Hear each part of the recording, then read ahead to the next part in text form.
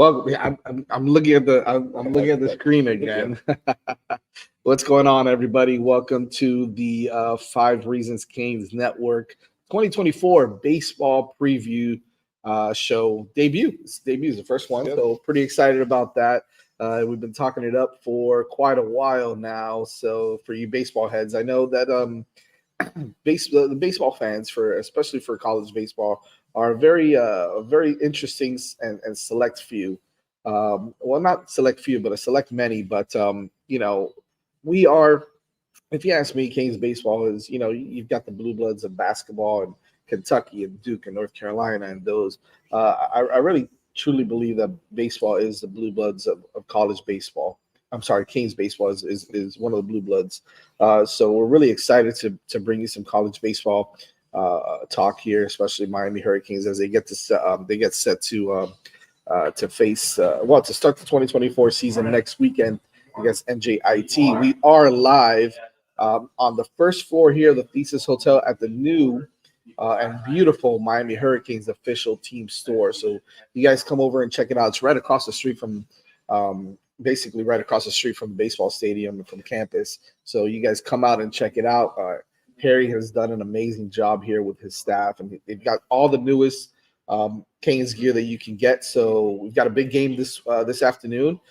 Vish and some of the Buckets crew, Mel, be out there covering as the Miami basketball team takes on UNC. So come out before then, hang out with us a little bit here, and get some new Canes gear. It's a really nice place. It's a really nice place, so make sure you guys come check it out. Yeah, no, Vish, you excited to talk about a little about baseball? Yeah, and just talking about the space here, man. It's really nice in here. They've got all the gear. Definitely come check it out. The ticket office is also next door, so you got to pick up tickets. Good place to stop by and get all that done. A couple of comments in the chat. Yeah, we're going to get some comments, man. Shout out to LNV. Good morning to you as well. And then our old friend Canes Cat, he was a regular on Buckets and Six Rings.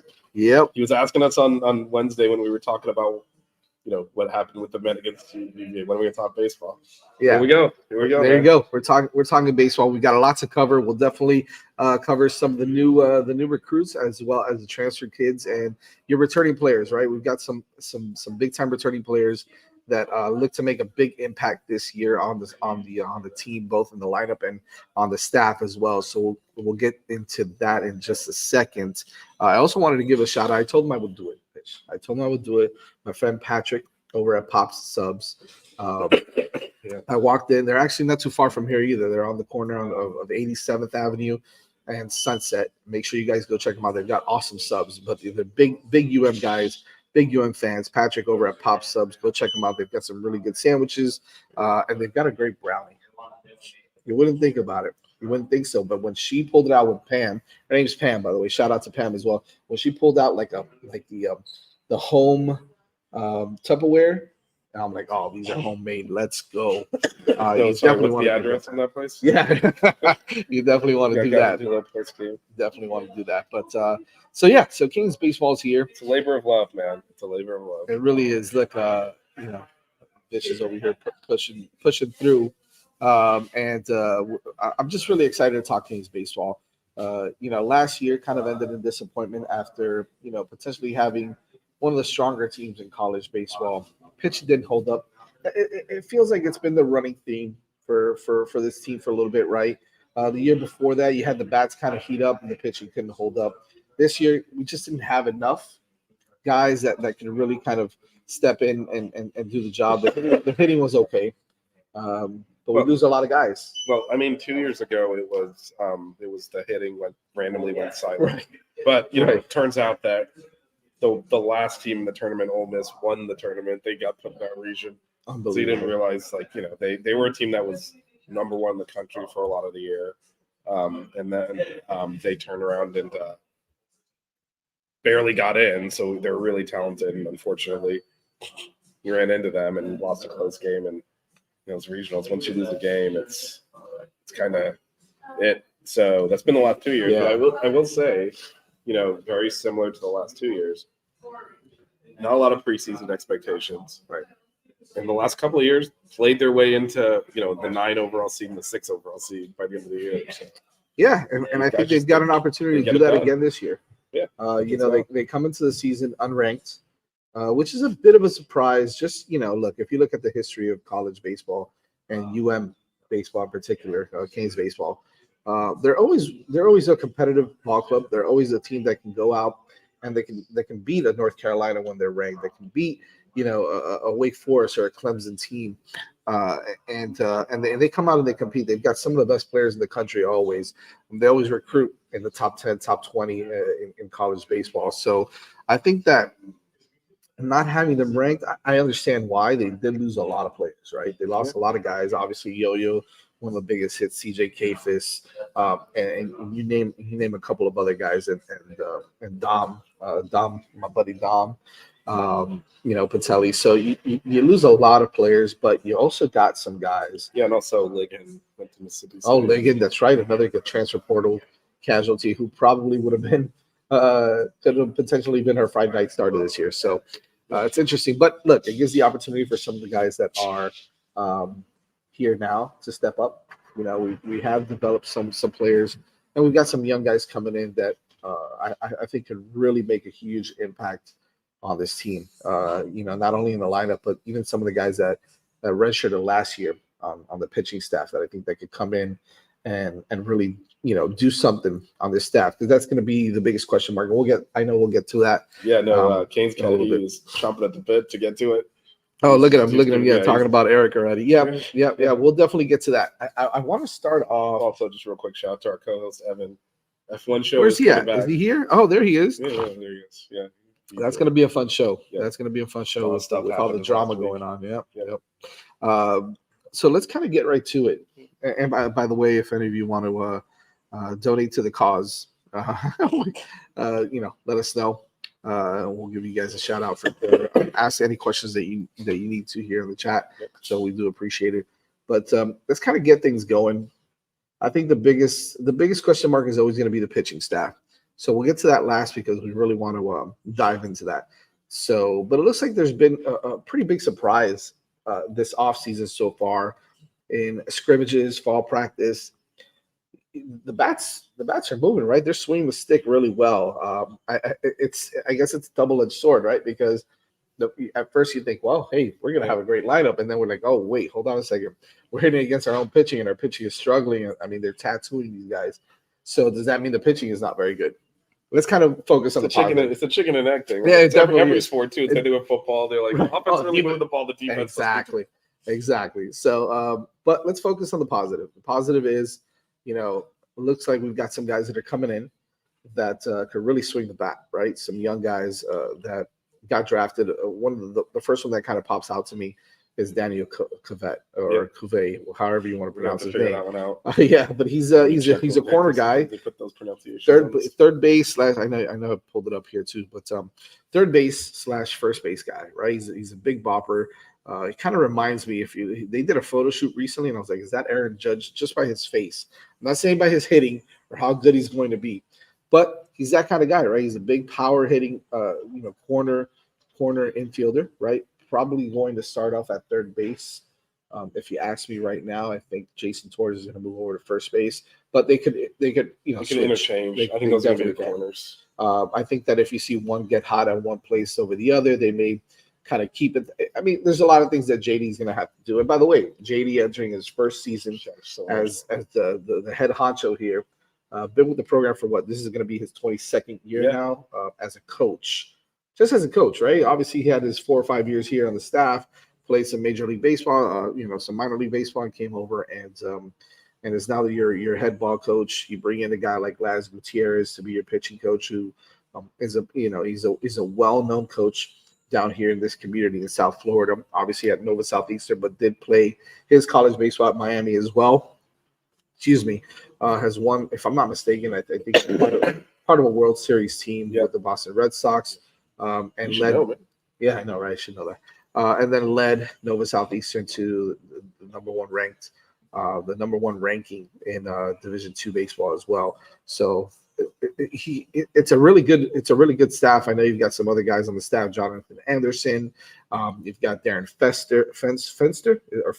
It's Fenster. Fenster, another Red Sox guy. I should know this stuff, right?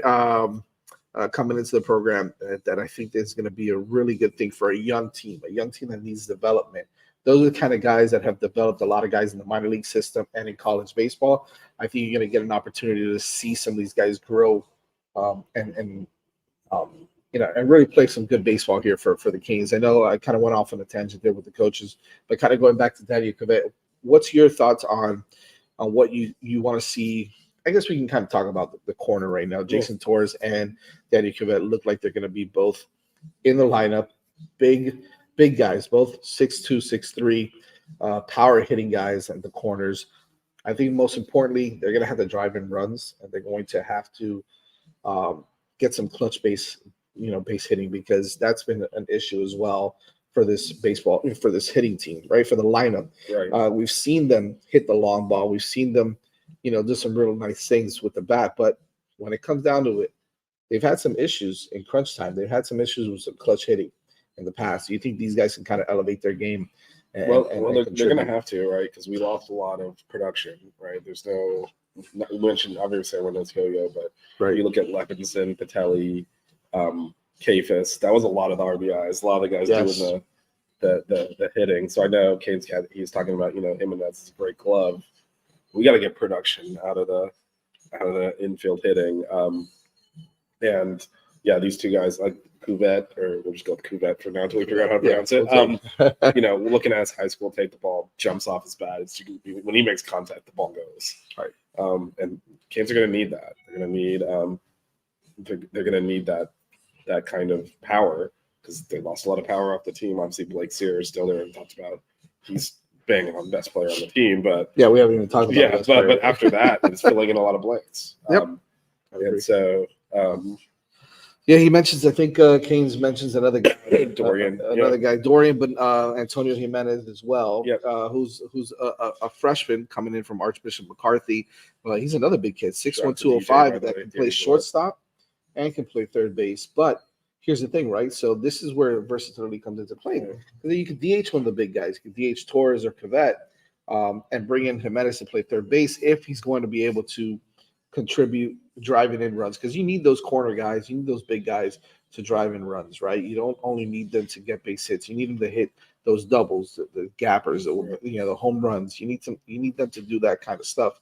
And if you can get a guy like Antonio Jimenez, a young guy, to come in and do some of that, and maybe not put so much pressure on Cavett or Jason Torres to play the field as well, to maybe focus on just hitting his first year, I think that's an opportunity where, hey, you might see.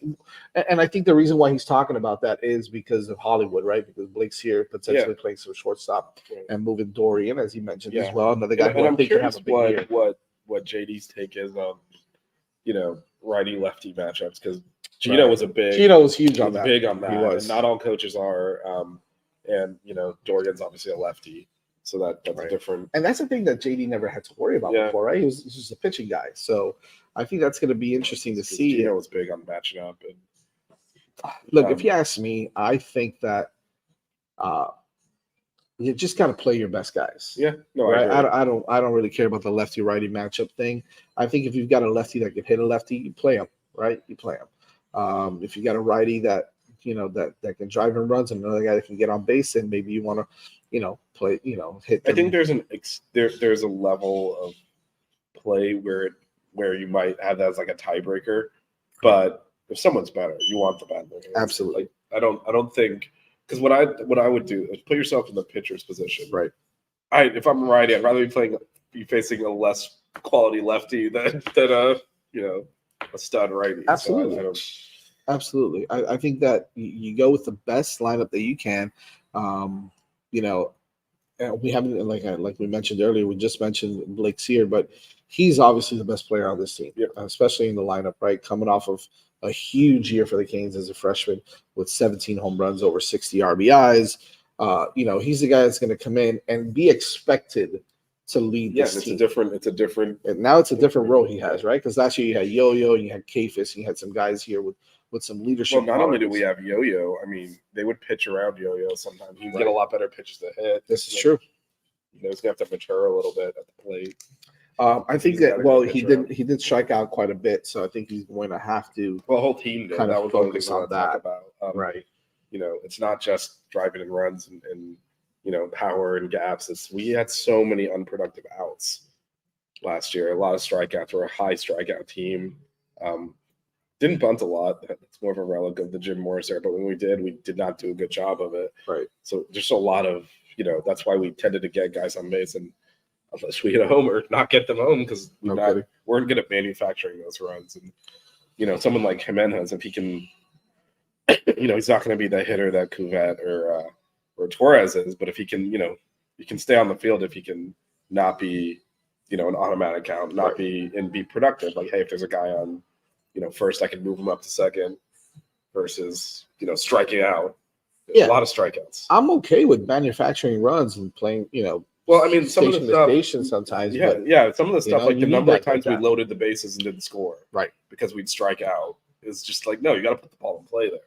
Even if you hit into a double play, you get a run out of it. Like, and so I think some of that, again, new coaches. So we'll see if the approach changes a little bit, because Gino definitely leaned into the swing for the fences. Yeah, we were playing long ball right from when he took over, which was actually complete departure from what Jim Morris did. So small ball, moving guys over. So we'll see. Yeah. See if JD maybe lands in the middle somewhere.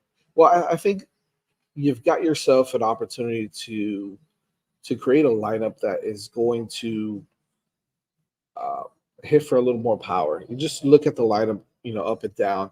You've got some new guys. I mean, we haven't even mentioned the kid Lucas Costello, right? Kid who played at Vanderbilt his first 3 or 4 years. Went to Omaha, started some games. He started some games last year in Omaha, and now he comes over. He comes back home. He's a Westminster kid. Comes back home to play for the Canes. He's a guy that's going to come in, and I think what the good thing about him coming into this team is his experience and his leadership. Right, you lose some of those other guys. Now you bring in a Costello, who's done it. He's been there. He's been to Omaha, where these kids have not been to Omaha, right? But Miami is known for a team that, hey, they got to get to Omaha. They got to win their regional. They got to win the supers. They got to get to Omaha, right? And this is an opportunity. In a long time. Yeah, it's been a while. It's been a while. So if you get a guy like Lucas Costello comes in with that experience, he's been able to play, in some big time games in Omaha. I think you've got an opportunity to have a really solid and disciplined, as I think someone mentioned in the chat, a really disciplined lineup, disciplined team, where they're going to lean on some of those leaders. Not only the guys that are coming back, like Sear and Jacoby Long. There was another one that we haven't even mentioned yet. But you got to get some guys that have been to the big time, have been playing for the number one team in the country in Vanderbilt at times, right? So I think that he's going to be a huge addition to this lineup. And as I mentioned earlier, Vish, I think that the lineup is not going to be an issue. I don't think. Well, let's not because Costello's an outfielder, right? Right. Yeah, let's kind of go through who's going to be playing. All right. So Kane's guy, he's saying he's struggling. His discipline's been terrible as well. I mean, look, it's scrimmage reports. Let's see when there's live ball action. It's scrimmage reports. It is fall ball, and I think you got to understand from a baseball perspective. I think if you've played any baseball in your life, there's guys that are good practice players. There's guys that are gamers. I think that applies for every sport per se. But I think baseball is a huge one where he may struggle a little bit. But I'm going to lean on his leadership. When you talk discipline, I'm assuming he's talking discipline at the plate, yeah, right? And I think right now he's just trying to figure some things out, right? You've got pitching that's struggling, which we'll get into now, and you've got some players that are still trying to figure it out. I mean, where do you see the rest? You think it's going to be Carrier who Long is?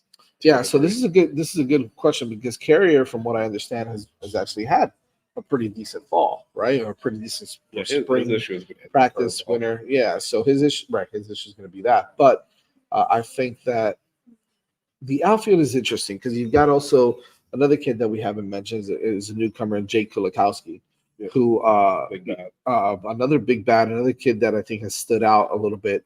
And I think that he's got an opportunity to get some significant playing time. He's a kid out of Tampa Jesuit, about 5'11", 200 pounds. He's a freshman out of Tampa Jesuit who always fields legit baseball team. There's a legit baseball program over there in Tampa. He's another kid that can come in and and have something to say about that outfield, right? So what you're probably looking at right now is you're probably fielding Jacoby Long at center, who's returning, who had some pretty impressive at bats last year, right? He looked pretty good at times. At times he didn't look so good, right? So that's something that maybe he's got to, he's worked on. I'm assuming he's worked on it now. So right, he's really good in the field too. He's a great outfielder. He can run the bases. He can fly around the bases. So I think he's another kid that adds experience, right? You lose a lot, but you still got some guys there with experience. So the question is the outfield, right? Is it going to be Costello and Carrier? Is it going to be? I think it's definitely going to be Carrier. You got Renzo Gonzalez who came back, put his name in the transfer portal, came back. Now he's a pitcher too. Gabby Gutierrez, another kid who's been with the program for seems like 5 years, 6 years now. So Villegas. Yeah. Eddie Villegas. I mean, Villegas is another. I mean, so you've got options there. I think that Villegas proved that he can. At the beginning of the season, you and I were like, "Oh my God, Villegas, what's going on with him? Yeah. He's swinging out of his shoes." Talk about discipline, had none at the plate. Made some errors in the outfield, and then he started to pick it up and get better as the season went on. You started to see his confidence come back a little bit.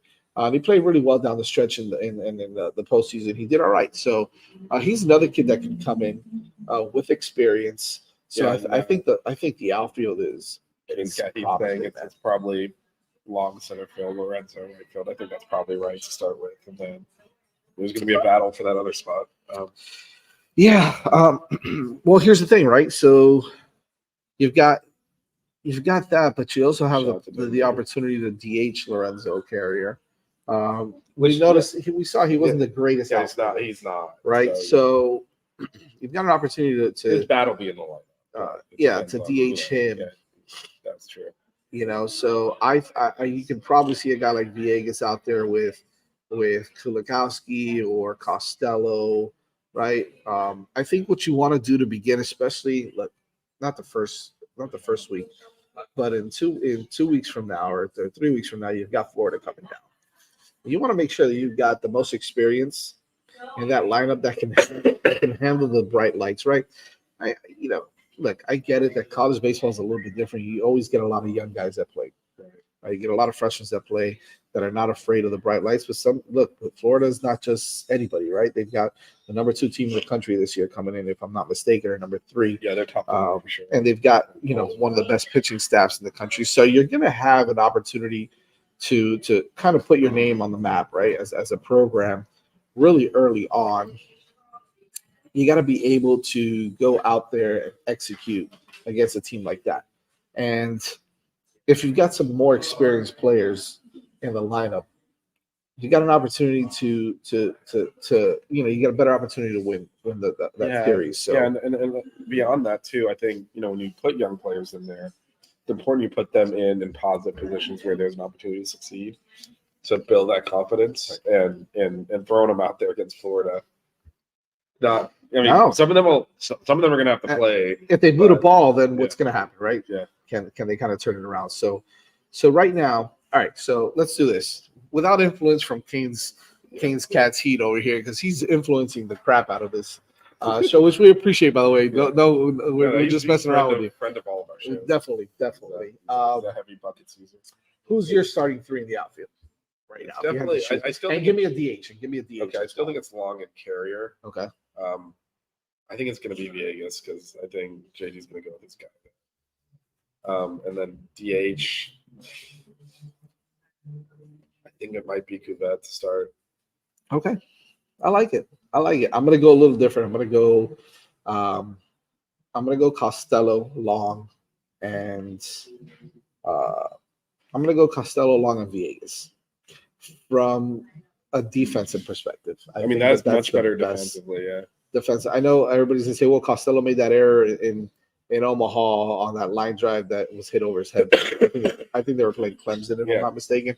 But I still think from a defensive perspective, he's got the experience. He's got the the time out there against big programs. Even just to start off the season, I think they might do that. Look, baseball is very interchangeable, right? I mean, we always see different lineups, but I think I'm going to start off with Costello based off of him being. Ever figure out a senior? I mean, kids from Westminster. Is it Costello or is it?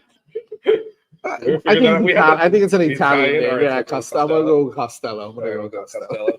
Costello. We had that discussion Castello. when he committed, and I'm like, dude's from Yeah. Westminster. I mean, we mispronounced it. Right. Yeah, we'll go with Costello. That's but yeah, we're gonna go with Costello on that one. And then I think my DH is gonna be Carrier. I think Carrier will start off as a DH. So who are your four infielders now? We're talking about infielders because I think we've left the best for last. And we're not gonna talk about the catchers yet because we've got some questions there. So okay, so since I have Cuvette DHing, Right. I'm actually gonna have Renzo at first. Wow, Renzo. Yeah. Okay. All right. He's by the way, he's great defensively as well. So. And then Torres at third. third. Okay. All right. Who's your middle infield? And right now, I think we'd slide Sear over to short and put Dorian at second. Yeah, I think you got to. I like that lineup. I see what you did there. I'm gonna go Cavett at third, obviously because I have Carrier DHing. I've got Jason Torres playing first, and then I've got Sear at shortstop and Dorian playing second base. It was hard to leave Antonio Jimenez out because I know that he's had a really good spring, a really good really good winter and fall, and it was hard for me to leave Jake Kulakowski out as well. But I think what you're going to see, you're going to see guys. If guys get hot, they're going to stay in and they're going to play, right? If you see guys that are not swinging the bat well, then they're going to get replaced. So I think that, like you said, you get an opportunity. They're going to get some at bats. They're going to get some opportunities. So I like those guys. I know you've got some other guys. I'll name some other guys. Luca Reyes is another big time prospect that came in from New Jersey. You've got I'm just trying to think. Oh, you know what's funny? We didn't even mention this kid yet. JD Ursa. And he's a guy that could come in and make some noise at shortstop. He could start, yeah. And he could start right away. Actually, it's JD Urso, who I know comes from Tampa, University of Tampa, where his father is the coach. Yeah, it was interesting that he came in as a transfer portal kid. And I think JD Urso is a guy that might make some noise at shortstop in the middle of the field and potentially put Blake Sear over at second. Because, look, here's the biggest thing. Here's the biggest thing with Blake Sear, right? We noticed that the least amount of pressure that Blake Sear can have, from a defensive perspective, if he can kind of focus in on hitting, right, which is what he does best, and not give him the pressure of playing shortstop as well, because we all know shortstop is the biggest, most important position on the field per se, is what people say. So. But if you give him the opportunity to kind of focus on his hitting and put JD Urso, a kid who's played shortstop for most of his college career, come in and start right away, then that might boast better for the lineup as well. So I think it's going to be interesting to see if JD Urso comes in. But as people have mentioned, Dorian's done such a great job. It's going to be hard to keep his bat out. I think if Sear is going to stay at second, I think Urso is likely the shortstop. I agree. So I think that's what we're looking at right now, though.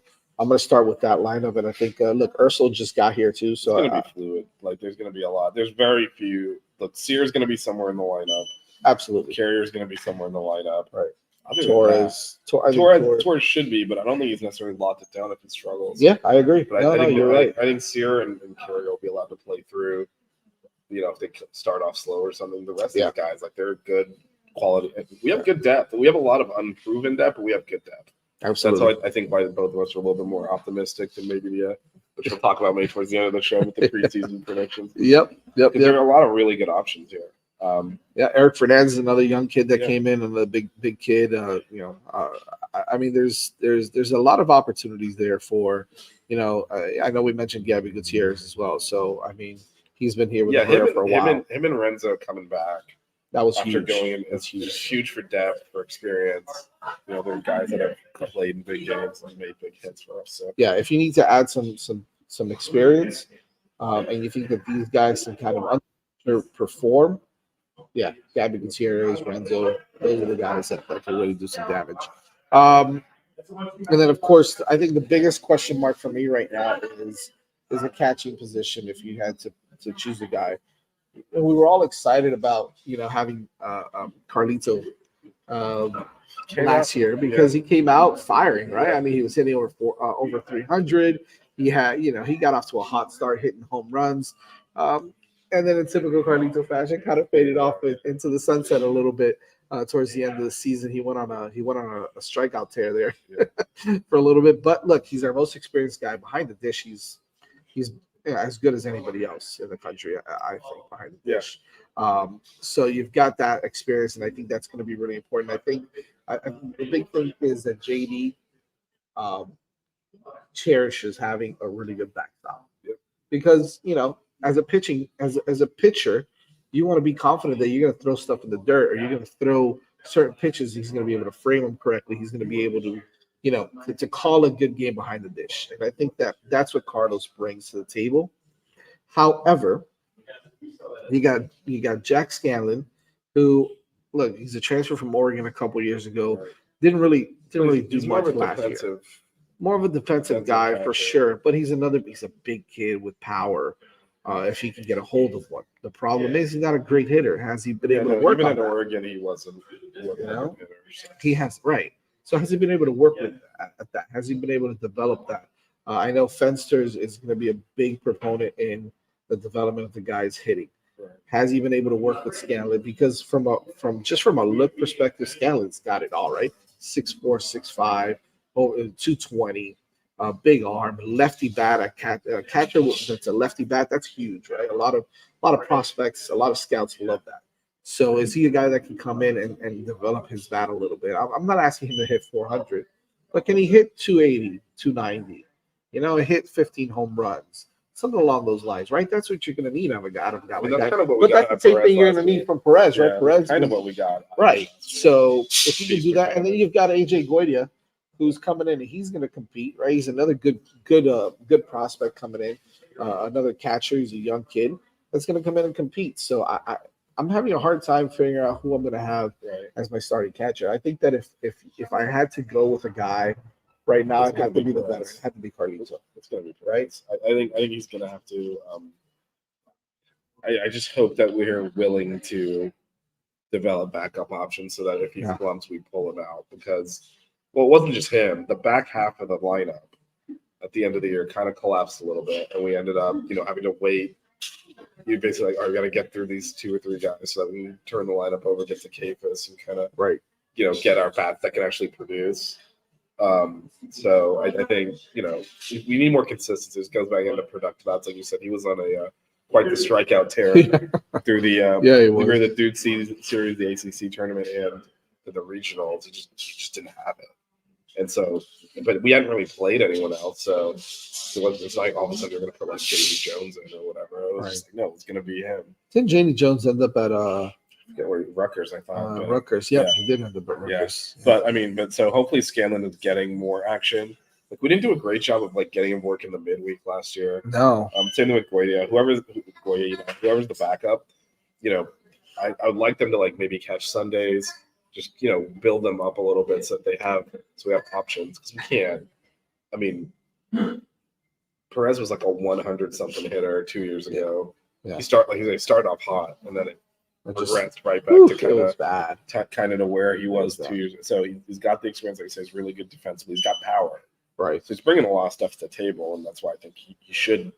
He should be the starter, but if he can hit consistently, we need options. If he can hit consistently at a 280, 290 clip, he's potentially the best catcher in the ACC. He's that good. He's got that much talent.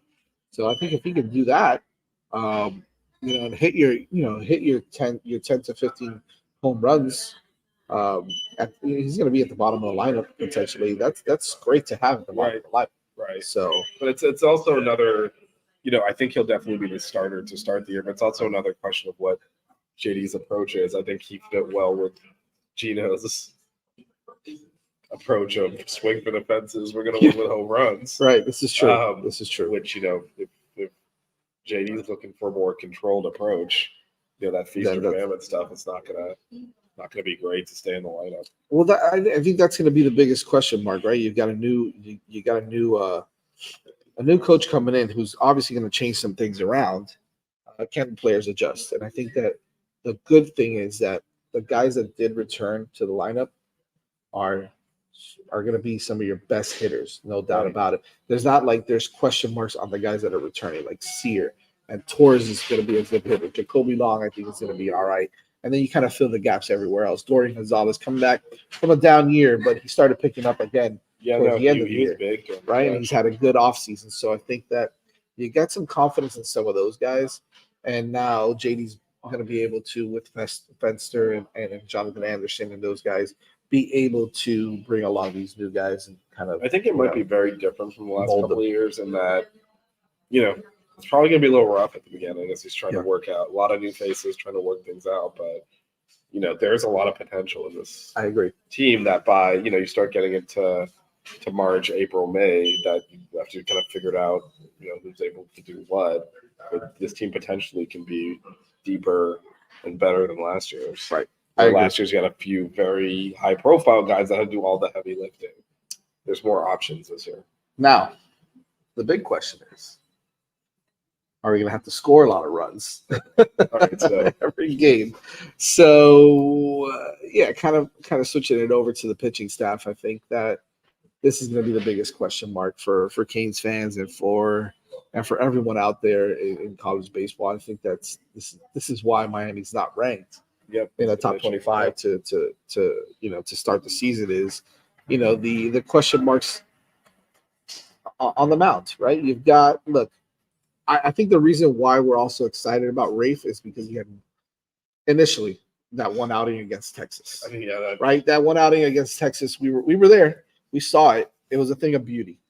Obviously, he came in a little too late, to win that ball game, but you saw what he did. And then he had a couple of games, that he came in and threw well after that, right? Threw a couple, if I'm not mistaken, he had a couple innings after that, or was that it? that was it. That was it. You're right. That was it. 7 innings. Yeah, you're right. But he had, I think, coming into that, he had been throwing a couple good innings, right? Yeah, his issue last year was, and of course, it's the same pitching. I mean, it's JD, right? But he's saying the same thing Gino did last year, which is he's always the toughest stuff to hit. His issue is always control, right? And so against Texas, he was finding that out. Zone, and once he was finding the zone, he's really hard to hit, right? And so he shut them down, but we just couldn't score and get the lead. It looks like he's figured that out a little bit. And if you ask me, he's our Friday night guy. Now, I know there's we spoke about this a little bit off the air. That Gage Zio coming into his it looks like it's going to be his final season. I know he's up for some preseason awards because he is going to be considered a Friday night guy. He's had the most experience as a starter on this team. He's had some opportunities to really shine, and he's done a really good job in certain outings, right? And then he's had some outings where he just struggles immensely. And so he's very inconsistent. Well, he was very inconsistent last year, but you saw signs of him in certain games be able to be that Friday guy, right? You saw that he has the potential to be a Friday guy. And I think that's what Miami might hang their hat on initially to start off the season, as him being the Friday night guy. But you did also see when he moved to the back end, right, to Saturday and Sunday, how he was able to excel a little bit. That's where you saw him pitch a little bit better. So,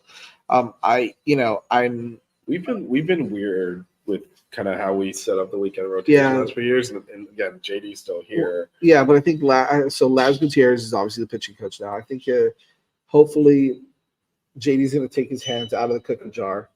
He's still going to have a say. He's been the pitching coach for 21 years. He's going to be able to. He's got to be more involved with the pitching than anything else. So I think that he's still going to come in and have something to say about that pitching staff. And he's very familiar with guys like Rafe and Gage, and so I think that it's tough. Well, because I guess what I was getting at. What do you do? We will know if we depart from this. So I think Gage has got the best stuff on the team, and if there's a win or die game, you pick anyone, I think they would throw Rafe. Yeah. Right? But that's not how the season plays out. Right. All these double eliminations, multiple. And I do think they like Gage is kind of more of a bulldog type of pitcher and just to eat innings for you. And won't get. He will. He killed. might give up 4 or 5 runs. Well, but yeah, he's but gonna be I able think they would happily take like, 6-7 innings, four-ish runs on a Friday to not burn the bullpen. Yeah. And again, we haven't seen Gage since last year. If he is more consistent, right, then he can do that too with a at a higher level, right? Because he's has better stuff. So then he can easily. But I do think, at least initially, I think we'll probably see Gage on Friday. I think so too. Because we haven't necessarily been. If you ask me, the better pitcher is Ray for sure. Yeah, right? and I'm thinking back just the last few years, like Palmquist was going on Saturdays for most of the year, even though he's clearly the best starter on that team. Right. And then last year it was we got so many injuries, it kind of became a revolving door. But, right. So I don't know that necessarily our best pitcher is going to be the Friday. At least not initially. But those two guys are definitely it's Friday, Saturday. If you see Gage struggle a little bit, then I think he moves over to Saturday. Yeah. Or maybe even Sunday at that point. Maybe. Well, that's the biggest question to me, right? Is you've got two guys that I know that for sure are probably going to be your Friday and Saturday guys. Yeah, Gage, those are your top. Those are 2 of the 3 in the weekend for sure. Question to me is, who's your third guy, right? You've seen in the spring Miami try to use multiple guys, and I know the one guy that's definitely should not be your Sunday starter is Ben Chestnut. I know they've tried. They keep trying to get him to be that starter. Understand. Like, and I just don't think that. Look, Ben is good for an inning or two, and then the wheels fall off, and that's just the type of pitcher he is. I mean, if we're gonna be given honest assessment here, he's a good guy to bring in when you're behind and you just need to eat some minutes. Yeah, he is not someone you want weekend starting or put into high leverage. Absolutely not. Absolutely not. And he does serve a purpose, because there are times where you're like, all right, we're down 3 runs in the 4th inning of a Saturday game. Right. We got to pull the starter. Yeah, let Chestnut go out there. Right. Try to keep us in this game. Like that's an important role, but no, I'm not. There's no way you can start on the weekend. I think for me, the guy is Eric Hernandez. Yeah, I agree. Totally. He comes from a really good program in Miami-Dade. I know a lot of people don't understand how good Miami-Dade is as far as baseball is concerned. We've got a really great program over there, and so I think that he comes from a great program where he was dominant. He was dominant at Miami-Dade, pitching in that league, in that conference. And now you bring him here. He's not only that, but he's also another lefty, right? That's another thing that we've struggled with in the past, is having lefty, legit lefty guys. Now you've got Rafe on the staff, potentially bringing another lefty in Eric Hernandez, who's a big, hard throwing guy from the left side. Right. And throwing a big time lefty on a Sunday, I think just throws a wrench in everything, right? Because typically when you get like the Jake Garlands of the world, right, that come in and throw 86, 87 miles an hour on a Sunday, it's great also because it throws off the timing. But at the end of the day, some guys kind of start to pick that up after a second or third inning. The guy that just comes in and throws gas from the left side on a Sunday when everybody's tired and the teams want to go home. I mean, this might work out, right? It also is, everyone is trying to piece together their Sunday, right? So, if you have someone that has stuff that maybe needs to, he's got good stuff. He's got really good stuff. Man. Yeah, then it's a great option for Sunday for a young pitcher, because it's not a situation where you're like, oh, we got to shut the team out because he's going against like an ace on the other end. Yeah, exactly. So exactly. That's a good opportunity. So he's going to have that kind of. He's not going to feel so tense and so nervous to go up there and face a guy, a Friday night guy. We got Harry in the house. What's up, Harry? You want to come in and talk some baseball, man? Feel free to talk for a second. All right. We'll get Harry to come in and talk some baseball.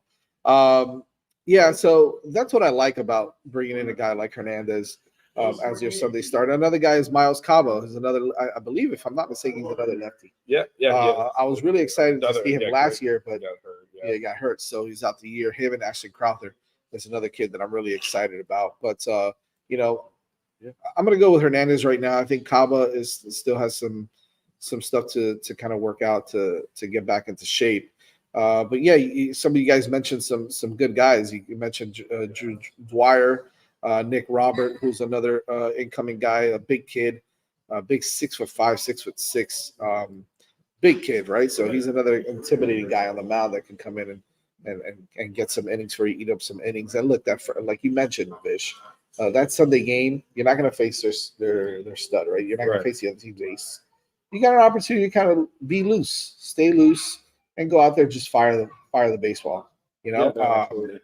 so I like what we have there as a third option. I think it just needs to develop and needs time, right? The biggest question mark I think is the bullpen because you lose a lot of guys, but I'm excited about the prospect of bringing in Crowther, who's coming back from an injury, who was going to be an integral part in this bullpen. Yep. Miles Cava, Yep. another kid. You've got potentially the biggest and best news from that bullpen or from the staff as a whole is when Brian Walters comes back. I think that's going to be the biggest thing. Does he come back and end up starting? Does he come back and fit into the bullpen? I think at least initially it's probably you know what I mean. Who's the midweek guy, right? We didn't even mention that. Do you throw a Dwyer or a Nick Robert as a young guy there? Do you throw? I'd prefer Dwyer, but let's maybe Chestnut, unfortunately, and it's hard to know because you haven't seen these guys pitch, right? So I mean, we ruined seasons by not taking the midweek seriously. It might be Ben initially, right? It might be Chestnut, right? Just because based off of experience, but you've got some guys that have some experience also on the mound. Chris Sinta, I know that he's had a difficult postseason. I'm sorry, off season. So, but you've got Chris Sinta, who's another guy that can come in and eat it. For me, the midweek is just kind of throw how Major League Baseball does it now, where you got some guys that just come in, throw 2 innings, and you bring in another guy for another 2 innings, and that's how you kind of work that midweek to kind of get multiple guys innings. And I think initially you might see that with this staff because there's so much of an unknown. Yeah, right. I think that role is up for grabs. I agree. And keep in mind, there's several times where we have 2 midweek games. And hey, you got Renzo now, who's apparently a pitcher. I mean, just adds another lefty arm. Yeah, let's be real here. So that should be interesting. Going to be seeing. We're gonna bring in. Let me slide this way. Pull over a little bit this way. We'll bring in the man of the hour in here. The man. Chair and everything. Big time. I like that. All right, let's see if we can. We got this. This way. There it is. We're all in frame. Here we go. Mr. Harry Rothwell. By the way, I know we've all been here before, but this is a really nice spot you guys got here. Yeah, they've done a really good job with building it out and getting it decorated, thanks to Adidas and others. And the best is yet to come, though. We're just in the beginning of it. We're really looking forward to having some NIL in here very soon, and a lot of special events and some special merchandise created by some of our former Canes and others out there in the designing world. And we're going to make this place a destination that people are going to want to come and have a good time at. For you guys that are on watching in the chat, it's right across the street from the campus, on the first floor of the Thesis Hotel. It's a beautiful little spot here, and it's great for you to get your merchandise before you go into a game to go to see Canes baseball, Canes basketball. You've got it all right here, so make sure you guys come check it out. If you're heading to the UNC game this afternoon, definitely stop by before. Yeah, give yourself an extra 10 minutes; it'll be worth it.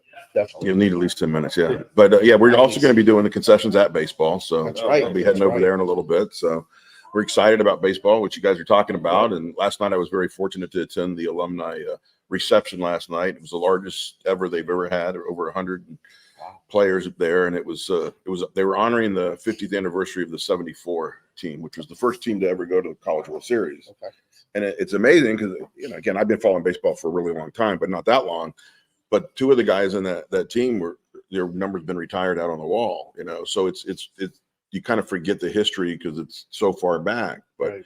Ron Frazier put together something that was special and created a whole more popular game in college baseball and got it on ESPN and all the other things. But it started with those teams like that and his desire to do it. Of course, Ron was perfect, or the greatest marketing guy that ever worked here, in the sense that he knew that to get that stadium packed, he's going to have to do promotions, and he did some great promotions back in the day. And he had a dinner on the Diamond. He had trips to nowhere. You bring your suitcase to the game and they pick a winner out of the lucky number, and a car would come down the center field fence. You hop in with your bag and take you to someplace that night.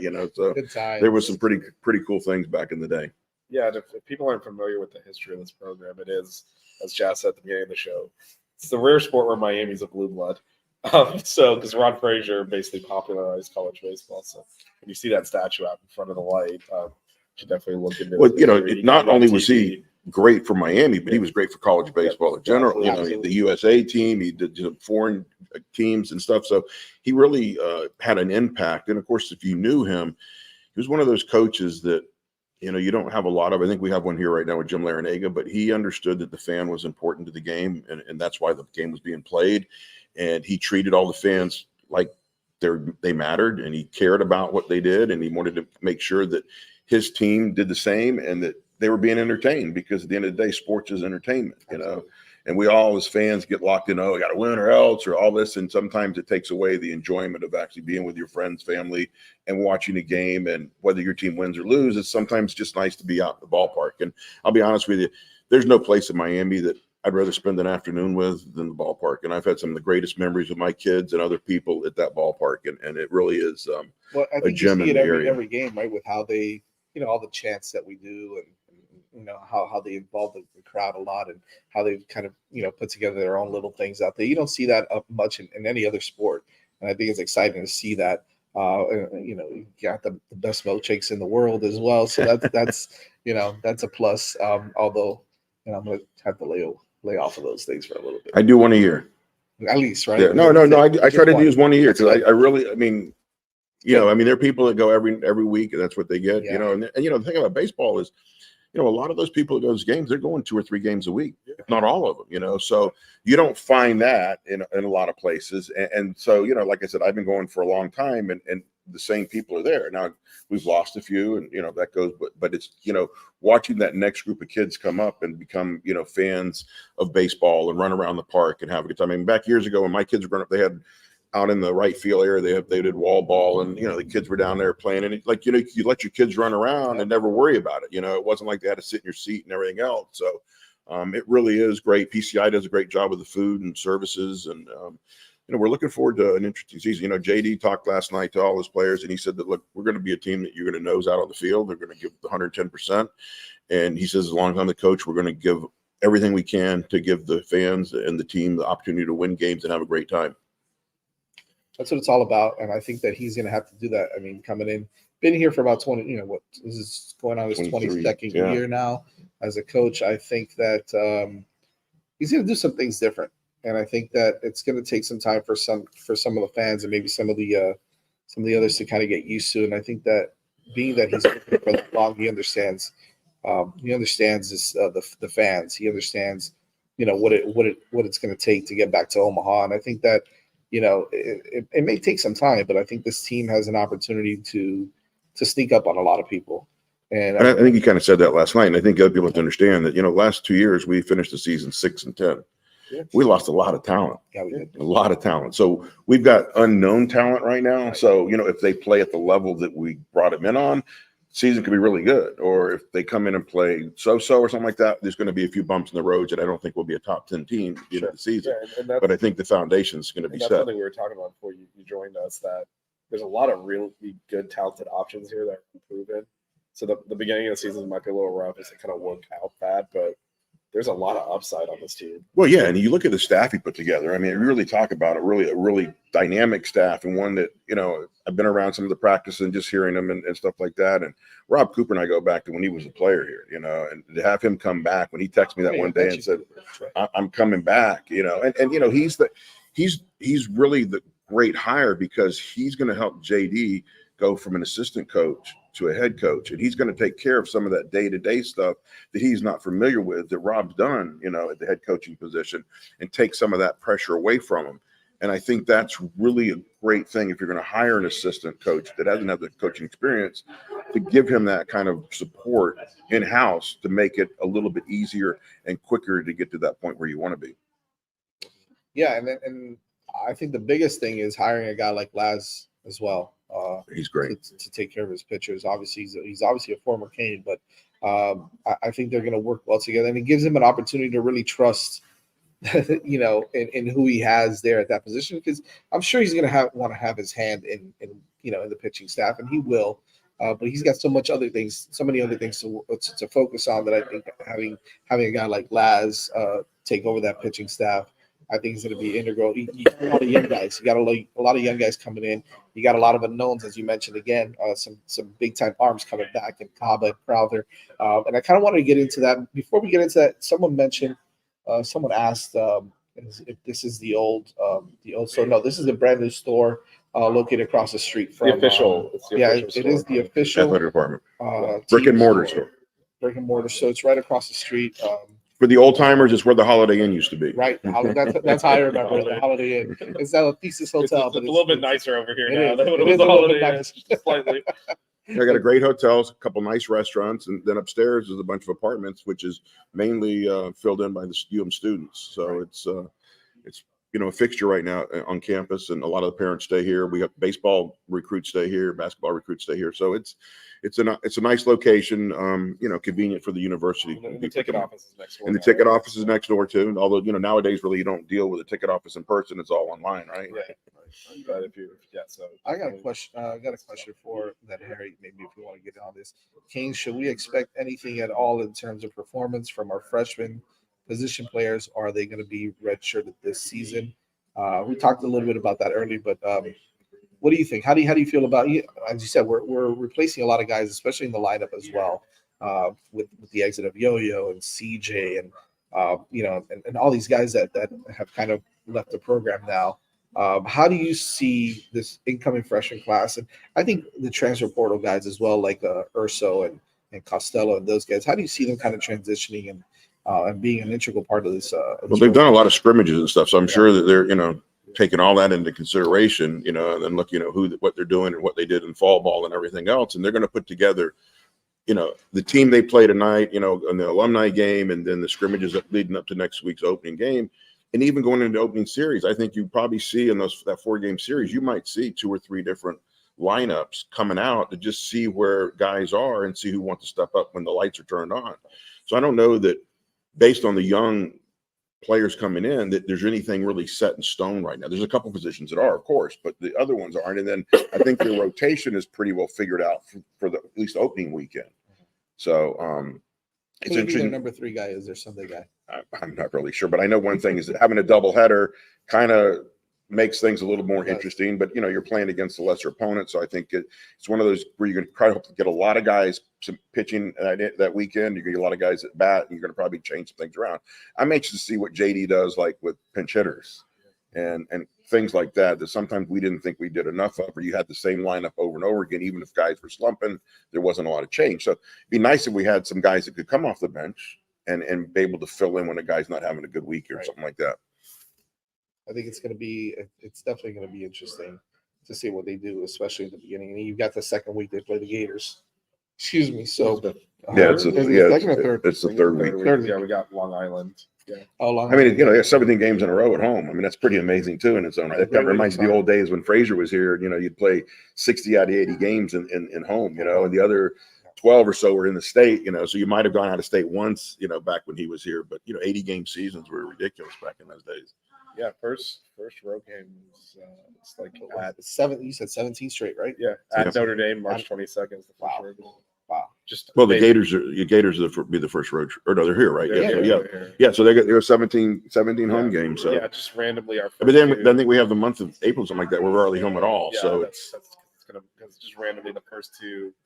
The Gators are home this year, and then the first 2 ACC series are here too. Yeah, so it's really one of those kind of a weird schedule because we really haven't seen a schedule where you're not going out somewhere, sooner than that. But you're right. It's kind of nice for this young team to be able to have games at home to get that kind of comfort feeling that they can have versus going on the road and being in a hostile environment and learning what it takes to be like playing at Clemson or some of those places where the fans can get a little rough on you. It's good. Yeah, it's good to get them to start off like that. Definitely not have that pressure. So I think that my light turned off. Of course it did.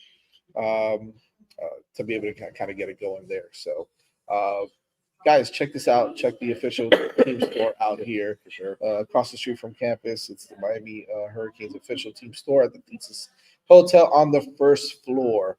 Come on in and Say hi to Harry and the staff here. They do a great job. They've got all the latest. Yeah, you're not seeing what we're looking at out here, but man, this is like Toys R Us for us old guys. Like I said, we're going to have a lot more very soon. It's coming.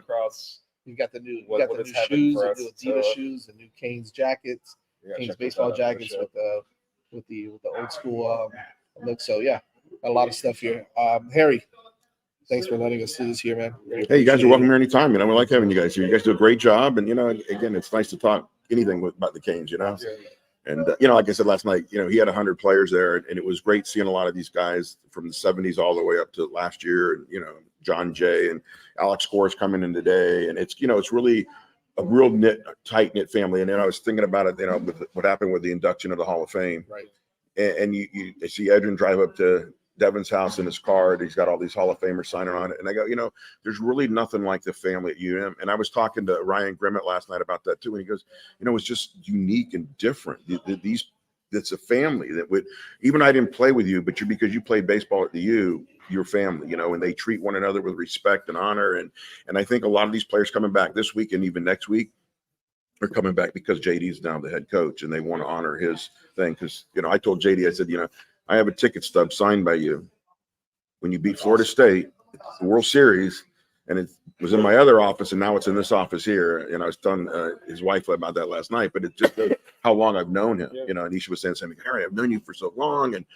And I'm very blessed to be able to be involved in a lot of that or know these players. And, the last few years, because of a lot of different reasons, we don't get a chance to meet the players like we did when they had team feeds or banquets or other things like that. But the guys that I have known and stuff like that, I really do feel honored. And we do have a great program. And I think this season's going to be a good test, but I think it's going to be a step in the right direction for the future. Absolutely. Thank you guys for coming in, and you do it again. We'll do it for football season or another basketball or something like that. So we'll definitely thanks again. Back and we'll do some new stuff. So thanks, Harry. Appreciate it. Mm-hmm. As my computer craps out. Your technology built. Yeah, I don't have my charger. So I have my charger, but I don't have it plugged in. So that's all right though. Yeah, no, yeah. Anyway, that's all right. We're getting ready to wrap it up, but always love to hear from Harry. He does an absolutely incredible job. And again, this space is. I'm definitely going to spend some money here today. Yeah, I'm looking. Not unfortunately, fortunately. Watching out the new shoes over there. Yeah, I think I'm going to get some stuff. Anyways, season prediction for you. Well, can we talk one other thing? Who do you think the closer is? Yeah. Oh my God, we didn't even get to that. You're right. Yeah. Jeez, it's a tough one. I don't think there's not a natural one. No, I think that it's going to be by committee initially. I think you're going to see a couple of different guys maybe get an opportunity there. Look, I'm going to be honest with you, right? This is a case of if some guys in the rotation step up, right? Maybe whoever your midweek starter is really looks really good. Could move into the weekend. And maybe a guy like Gage, maybe Gage struggles for 6-7 innings. But he's lights out for an inning or two. Does Gage move back? Because he was, right? Initially, he was in the bullpen. He was a setup. He was a setup guy. Is he a guy that can move back in and be a closer? I don't know, man. Because if you can get 94 or 95 from him for 1 or 2 innings, shut the door, I think that maybe it's an option. But you also got a guy coming in like Ashton Crowther. I think he's a name to look out for as a closer. Miles Cava is another one who could potentially start. And then you could also look at, little bro, Ryan Walters. Once he comes in and he's, kind of as we soccer fans like to say, once he's fit, I think he's a guy that can come in and maybe, do that. So, yeah, you've got some names there. I don't know. I don't know if the coaches really have a good idea of who at this point. I think it's going to be kind of figuring it out as the season. I think it's going to be interesting to see. But if I had to name a guy right now, I'd probably go with like Crowther. I think maybe him. I think Kaba eats too many innings. You don't want to use him as the closer, but he's potentially there. You can look at guys like I know there's this Slade Naderman. Naderman, who's been some confidence in. Nick Robert maybe might be a guy. If you see he doesn't get much in the midweek, he could be that guy. So there's some options. And again, I think that you're really going to see what this pitching staff is about now now that JD is the head honcho and Laz comes in, they could do some things different, and I think JD was a great coach, great pitching coach, but I think that bringing again a guy in like Laz with a little bit of a different perspective potentially could boast well for that pitching staff. So I'm interested to see what they do. I'm interested to see. That was a good question. Well, I mean, it's an unanswerable question at this point. It really There's is. really not a It really is. Oh, that's another name, Vargas. Vargas. Yeah. I I think I'd be curious to see. I doubt we're going to be much of a save situation the first couple of weeks. So right. That's the question. That's the question. But we'll see. You never know. You never know. Yep. You never know. Baseball's crazy, man. It's a crazy game. So we can get into these barn burners with NJIT. Yeah, that's true. You get a hot pitcher. You never know. And then the next It is the beginning of the season, and bats sometimes take a little game or two to kind of heat up. So we'll see what happens. So what's your prediction for this season? I don't want to go records. Yeah, I guess. No idea what's going to happen. I mean, we got a question here. Jazz, you think Jason will start doing what you're singing Major League Baseball with pitching when they take guys out before the sixth inning? We talked about that, right? I think more so on the midweek. I don't know that college baseball is a little bit different because you don't pitch as frequently. Right. So you basically pitch once a week. So they tend to you might see that in the midweek, so that he can get a look at different arms and see who he likes the best. I think initially you'll see that. Yeah, because that's why you get the inning eaters in college baseball. Because again, it's low stress on the arm. It's once a week. You're not pitching multiple times a week. Exactly. So less likely, but certainly depending on who the stars and what they're capable of doing. We do have enough arms to do some of that stuff. We do because there's so many unknowns, right? And there's so much talent. This is not like your back end of the bullpen or your back end of your pitching staff is going to be is worse than than the guys in the middle. You don't know yet, and so that unknown I think is going to give them the opportunity to be able to develop some of these guys and see who stands out. So. Yeah, all right, you've asked twice already, so let's see predictions. So, like you said, records kind of like fluid, but so let's do it in stages. So do you think this is a regional team at least? At least yes. Because that's not the predictions are borderline on that. Yeah, I'm going to say yes. I think they're better than. But I don't think they're a high seeded regional team. I think they're going to be. They'll be out of the top 16. They might be towards the back end of the So I think road for regionals. Yes. So what would you say? There's super regional team. I think it's probably the ceiling on this team. I don't think it's a regional team. Yeah, I can see that. But I think that's a good start. You know what? You get in the postseason, and we've seen it happen to us. We've seen crazier things happen, right? We've seen Ole Miss.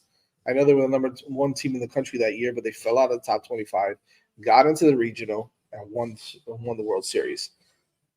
Stranger things has happened. Even baseball is a game of streaks, right? You're playing well at the end of the season. Exactly. So, and I think, and this as a program, we've kind of seen some of our better teams not do as well in the postseason, and vice versa. So, it's about finding the. It's just going back a bit, but we've made we've gone road regionals and made Omaha, and then we've last couple of years we've lost on our home field. Exactly. So it's just about maybe we need to go somewhere else. It's about getting stuff worked out for the postseasons that were kind of solid going in. And so we haven't, last year was really disappointing because we actually played well in the ACC tournament. Remember, we beat Wake Forest there. We did. We weren't playing poorly, but we kind of felt like all right. The pitching, we kind of knew that the pitching was. Yeah. We couldn't afford a rough pit, and Ligon just didn't have it on the Saturday game, and that did it. And then we kind of knew that was it at that point. So we knew we couldn't, and this is where hopefully we have more pitching depth this year because we knew. Look, in fact, we only lost I think 1 or 2 weekend series last year because But the regional format when you lose a game and you have to win 5, we didn't have the pitching for it, and so play too many games. We kind of knew. I was like, if we can get to supers, I think we'll go to Omaha because we're very good in a final. Just win 2 out of 3. We do that very well, but. winning 4 out of 6 or That's tough. So once we lost that Saturday, That's why those. I mean, you got to get lucky. you got to win those first 2 games. First of all, you got to get then lucky in the ACC tournament, right? Right. You got to get lucky. You got to get hot. Your pitching has to just be lights out for 5 or 6 straight games. So yeah, I think if you can get to super regionals, you got a good shot.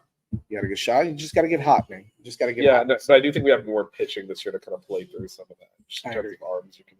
I think so too. I don't think that the names are there, but I think the talent is. Yeah, there. because So last year, if you recall, I mean, it was so much on Alejandro Torres.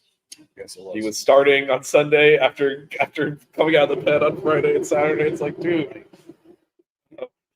He's another guy that I wish would have stayed. Yeah, I wish, but what's in your own interest, I guess. But It is what no, it is. but we have plenty of arm depth. It's a matter of health and establishing that. But we have a lot more arms we can call on this year, for sure. All right, so we're thinking supers. Is that kind of our level here? Yeah, that's where we're at right now. By the way, please make sure you hit us up on Twitter. We've got a new Twitter. So we still haven't branded the baseball show, but We there still will be a haven't. brand.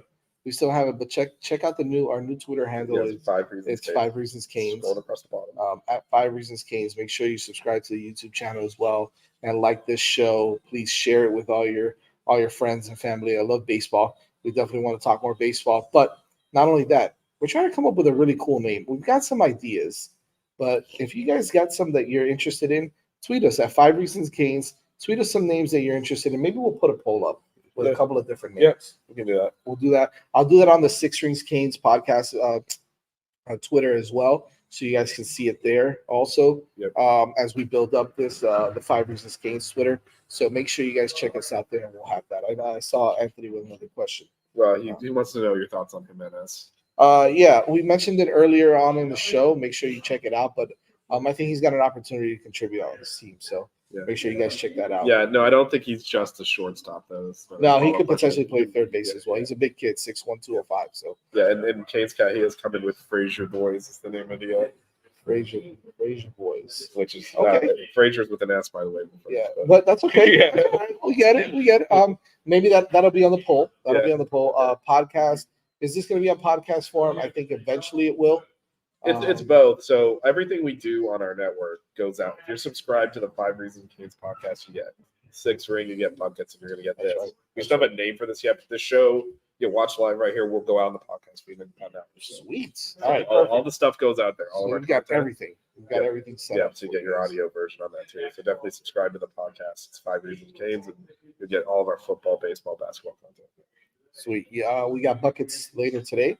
They're supposed to be yeah. late night buckets, man. Buckets is Melissa works nights and Matt's in California, so we tend to do late night buckets. But yeah, we should have some. Just check them out though. Check out the Buckets podcast. I'm sorry, the Buckets show. Yep. On YouTube. Yep. Same thing. 6 Rings for football, buckets for basketball. You're gonna help us name this show that we're doing right now for baseball. I've got an idea, but look, Yeah. we got Frazier Boys. We've got another one that we'll post later for you as well. Maybe we'll give you 3 or 4 options and hopefully you guys can help us out. Yeah, and then it'll be and all of that 5 Reasons Canes is coming up overall our Canes coverage that all of the sports. I'm excited about this, man. We're gonna do some more stuff here. Again, thank you to Harry and the whole staff here at the official team store for the Miami Hurricanes, which is right off campus, right across the street. Yeah, I mean we're looking out the window. You can see like the campus across the campus street. is right there. Baseball stadium is right. Mark Light is right there. The Watscos are right here. So come check them out at the Thesis Hotel on the first floor downstairs. The official Miami Hurricanes team store. Harry and his staff do an amazing job here. So make sure you come check them out. They are open every day, Monday through Sunday, or I guess Sunday through Sunday. 10 to 6, Monday through Thursday. We're reading the sign backwards. Monday off the door through here. Friday. Is it? Yeah, Monday through Friday, 10 to 6. Saturday 10 to 5, and Sunday 10 to 4. So perfect opportunity to stop by before the game today. Yeah. The UNC game. This is great for football, baseball, basketball, all of it, because it's open with enough time that you can come and then go tailgate still. Yeah, and they're also Harry mentioned when he was on a minute ago, but they're also going to be out at baseball, at the actual baseball games. They will be there. Too, so selling their merchandise as well. So you guys are definitely going to check this out. We'll take a video in a little while of the team store as well. We'll post it up on Twitter and Instagram as well, so you guys can check that out. But yeah, again, thank you guys for watching our debut show of Canes baseball, and we'll come back at you soon. Just be on the lookout on Twitter for the next episode. Next time we might have a name. And hopefully we'll have a name. Jeez, for real. Anyways, see you guys later. Go Canes.